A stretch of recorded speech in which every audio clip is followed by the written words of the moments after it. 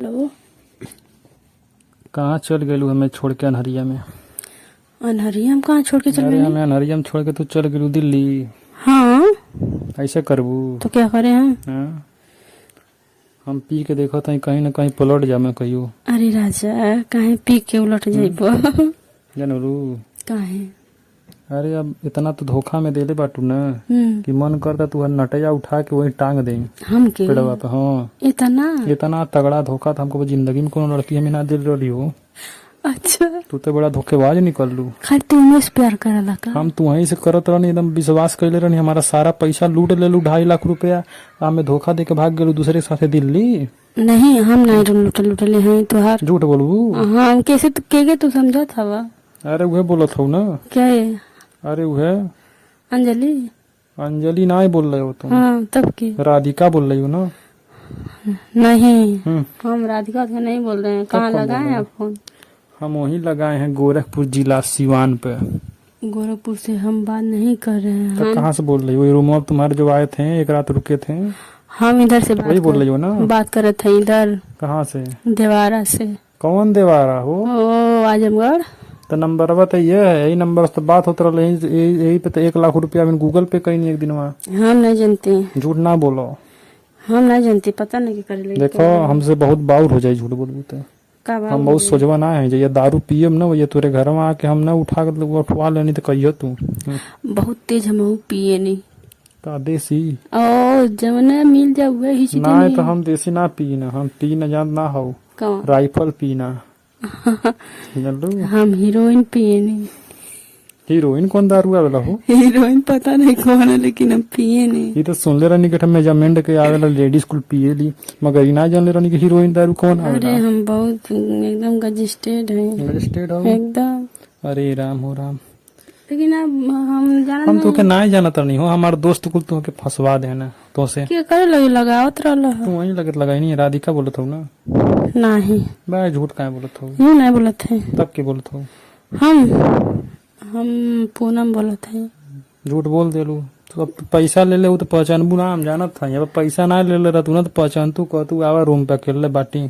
हम तोर पैसा से ना ले ले, हमके कहा हुआ ना, नहीं तो हम FIR कर दे। तू FIR कह द। अच्छा चाहे बीच रोडे तू मुर्गा कटवा द जाके बाबा से कौनो, मगर हमें कोनो फर्क ना पड़े वाला है जानलू। हम भोजपुरिया मरद हैं, देहाती। रोज खेते में ठेहुना भर मट्टी में भसियाई ना। देवारा खाई देवारा खम जानी ना, खर गोर लेके मारी उड़ी छावी दी जनवा करल के ना टाप होले। अरे वो तो टाप होले मुंह जाते खरवटी में कुल लगाई ऐसे ऐसे खर और जो है उखड़ी उखड़ी जनवा करल। अरे उखड़ी तो हमारे यहाँ खूब पेराला। तो वही का जूस पी पी के एकदम मोटाई लही। नहीं जाना था तू? हाँ, तू हमारे पहले सीधी सीधी बात बताओ, तुम्हारे पैसा देबू कि नहीं देबू? हम ना जानते। तू हम जाना थे करियाठा के लेके भागल हो।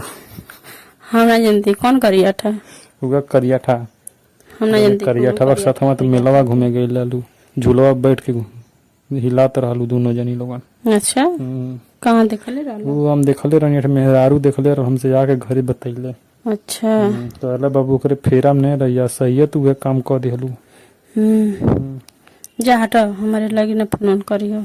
तो हमार पैसा दे दो। हम नहीं तोर पैसा ले ले। ना देबू? नहीं, हम ले लेना। देव कहाँ से? हमार पैसा दो। हम ना देव। अच्छा रहे 1 लाख दे दो। 1 रुपया नहीं दे, 1 लाख का बतिया। ये कल मेहरार को पैसा न दिया ना तो तू अपने आशिक के भुला जाइए। हम के तो दे ले अपने मर्द के कुल भुला जाली पैसा के चक्कर में, तो आशिक के भुला कितना टाइम लगे। हम के ना दे दे ना देबू? हमके दे ले ना। देव कहाँ? पागल हवा का? कहाँ से? अच्छा बता तू कहाँ बाटू हुई? कहाँ तू फोन लगा? कहाँ लगा बाटू? कहाँ फोन लगेले हो? हम वही लगेले हैं गोरखपुर सिवान। हम गोरखपुर से नहीं बात करते। कहाँ बोलत हो? हम आजमगढ़ से बात करते। तो एड्रेस बताओ, वहीं आई हम। आजमगढ़? ओ, सरदाहा बाजार सरदाहा बाजार तो देखल वहीं हम गए अंडर बियर खरीदे एक बार।